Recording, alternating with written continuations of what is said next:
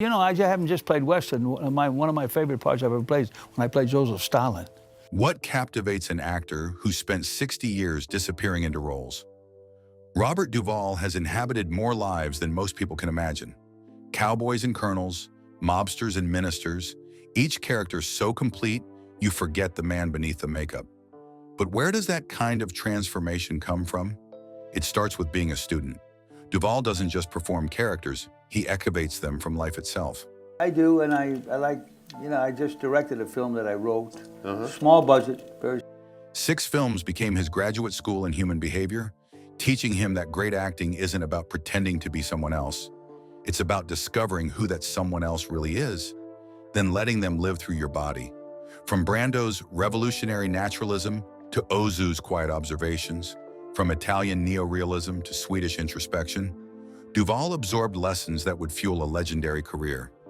These weren't entertainment for him.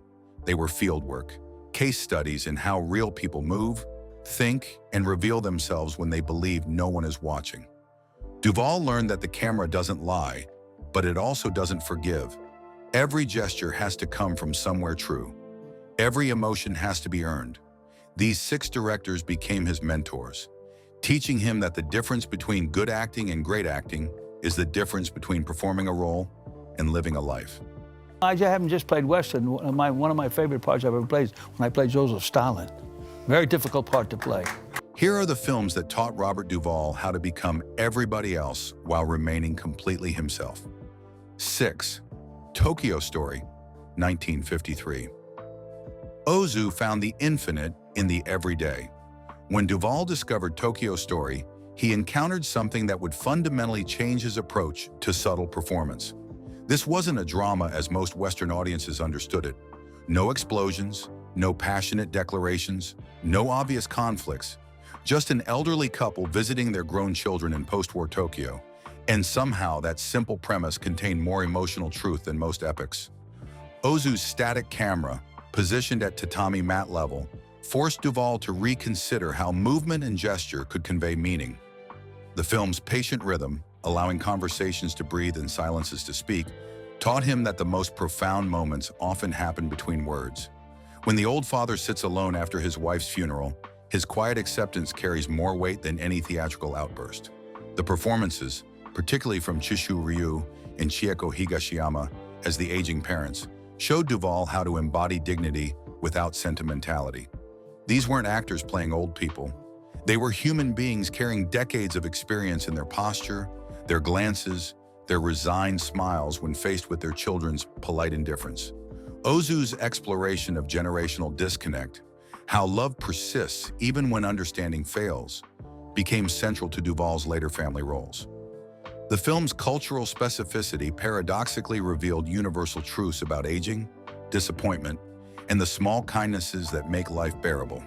Tokyo Story taught Duvall that the most moving performances happen in moments of recognition, when characters silently acknowledge truths they can't or won't speak aloud.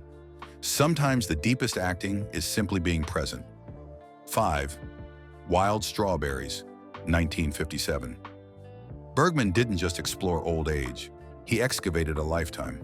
When Duvall encountered Wild Strawberries, he discovered how aging characters could carry entire histories in their faces.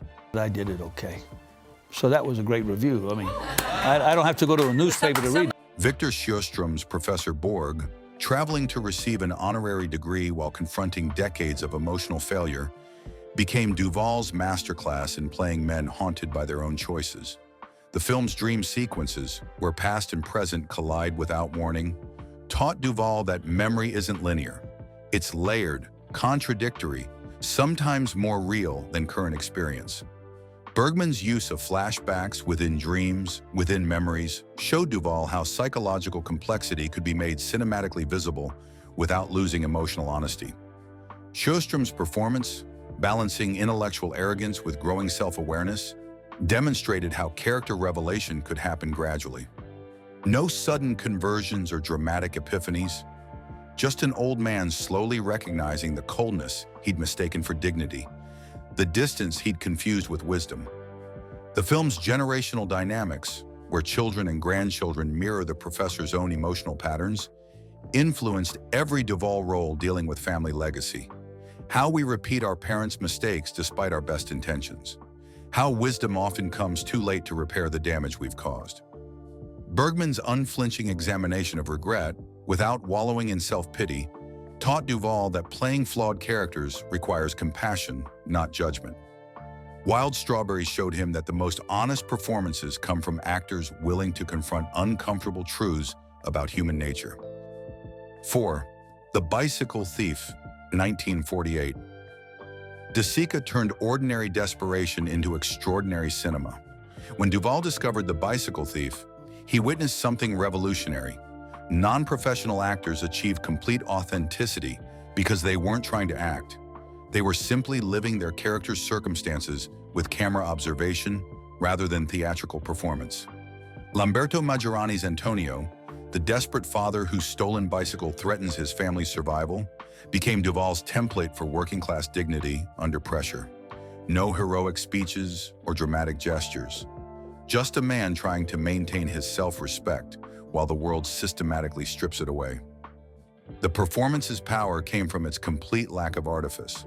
The film's neo-realist approach, using real Roman streets and actual unemployment lines, taught Duvall that authentic environments create authentic behavior. When actors inhabit genuine spaces rather than studio sets, their movements become natural rather than choreographed. Their responses emerge from real circumstances rather than imagined scenarios. De Sica's treatment of the father-son relationship, how adult failures corrupt childhood innocence, influenced every Duvall performance dealing with generational responsibility. The boy watching his father steal another man's bicycle, understanding that desperation can force good people into shameful acts, became Duvall's understanding of how character gets tested by impossible circumstances. The Bicycle Thief proved to Duvall that the most dramatic stories emerge from the most ordinary people facing extraordinary moral pressure. Sometimes the greatest acting challenge is simply being believable as someone trying to survive with dignity intact. 3. The Grand Illusion, 1937. Renoir found brotherhood in the most unlikely places. When Duvall encountered the Grand Illusion, he discovered how shared humanity could transcend artificial divisions. Get along with Wayne. What are they talking about? Well, what happened with the director? You're fighting with him all the time. Well, the guy was a jerk. French prisoners and German guards, aristocratic officers, and working-class soldiers, all revealing common ground despite being trapped on opposite sides of manufactured conflict. The film's ensemble approach, where every character carries complete individual psychology, regardless of screen time, became Duvall's model for inhabiting supporting roles with full commitment. No throwaway performances, no simplified motivations. Each person believes their worldview makes perfect sense given their experience and background. Jean Gabin's Lieutenant Maréchal and Pierre Fresnay's Captain de Boieldieu, representing different social classes united by military service, taught Duvall about playing relationships across cultural boundaries.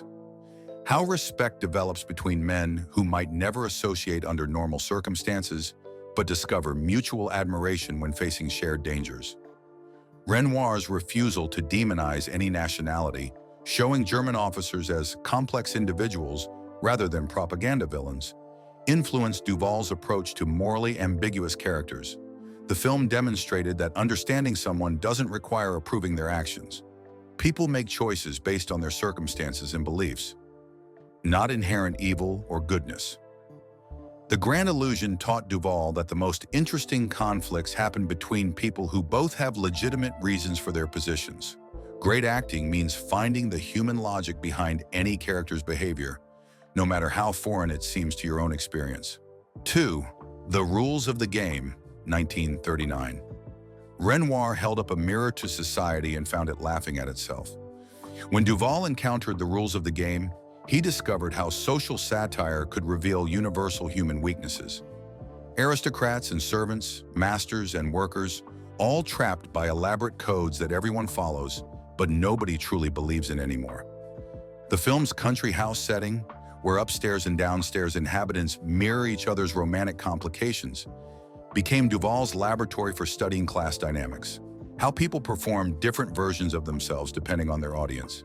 How social position shapes behavior, but doesn't eliminate fundamental desires for love, recognition, and meaning.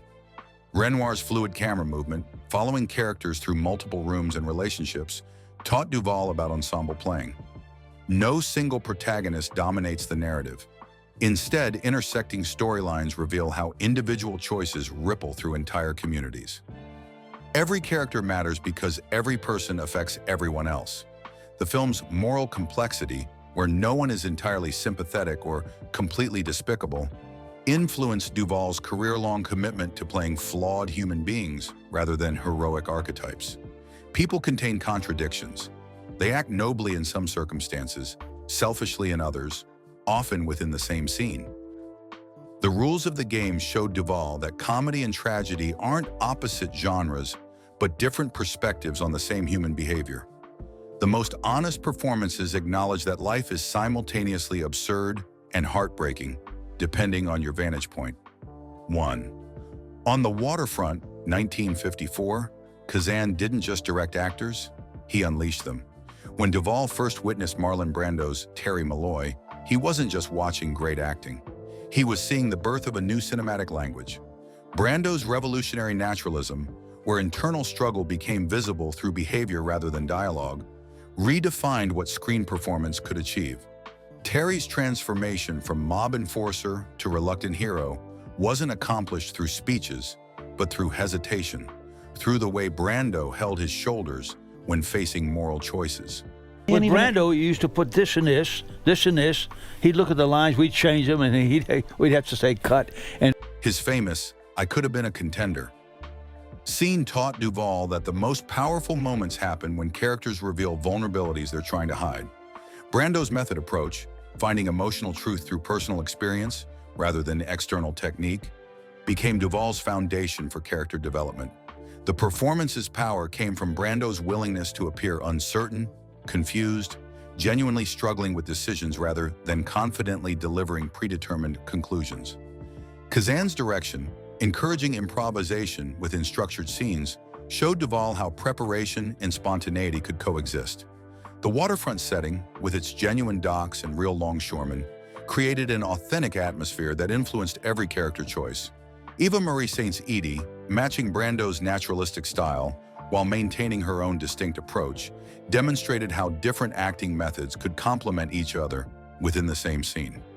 Her genuine reactions to Brando's unpredictable line deliveries taught Duvall about listening and responding rather than simply waiting for cues. On the Waterfront proved to Duvall that great acting means becoming someone else so completely that the audience forgets they're watching a performance at all. Duvall learned from these masters that great acting isn't about transformation for its own sake. It's about excavating truth from human behavior, finding authenticity in every gesture. These 6 films taught him that the camera reveals everything, but only genuine observation creates something worth revealing. 6 teachers, 1 eternal student.